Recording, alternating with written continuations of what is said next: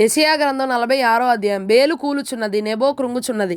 వాటి ప్రతిమలు జంతువుల మీదను పశువుల మీదను మోయబడుచున్నవి. మీ మోతలు సొమ్మసిల్లు పశువులకు భారముగానున్నవి. అవి కృంగుచు కూలుచు నుండి ఆ బరువులను విడిపించుకొనలేక తామే చెరలోనికి పోయి ఉన్నవి. యాకోబు ఇంటి వారలారా, ఇశ్రాయేలు ఇంటి వారిలో శేషించిన వారలారా, గర్భమున పుట్టినది మొదలుకొని నా చేత భరింపబడిన వారలారా, తల్లి ఒడిలో కూర్చుండినది మొదలుకొని నేను చంకపెట్టుకొనిన వారలారా, నా మాట ఆలకించుడి. ముదిమి వచ్చు వరకు నిన్ను ఎత్తికొని వాడను నేనే. తల వెంట్రుకలు నెరయు వరకు నిన్ను ఎత్తికొని వాడను నేనే. నేనే చేసి ఉన్నాను, చంకపెట్టుకొని వాడను నేనే. నిన్ను ఎత్తికొనుచు రక్షించువాడను నేనే. మేము సమానులమని నన్ను ఎవనికి సాటి చేయుదురు? మేము సమానులమని ఎవని నాకు పోటీగా చేయుదురు? దానికి సాగిలపడి నమస్కారము చేయుటకై సంచి నుండి బంగారము మెండుగా పోయువారును వెండి తూచువారును దాని దేవతగా నిరూపించవలనని కంసాలిని కూలికి పిలుతురు.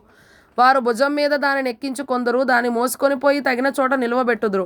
ఆ చోటు విడవకుండా అది అక్కడనే నిలుచును. ఒకడు దానికి మొరపెట్టినను ఉత్తరము చెప్పదు. వాని శ్రమ పోగొట్టి ఎవనిని రక్షింపదు. దీని జ్ఞాపకము చేసుకొని ధైర్యముగా నుండుడి. అతిక్రమము చేయువారులారా, దీని ఆలోచించుడి.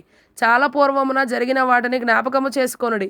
దేవుడను నేనే, మరి ఏ దేవుడునూ లేడు. నేను దేవుడను, నన్ను పోలిన వాడెవడునూ లేడు.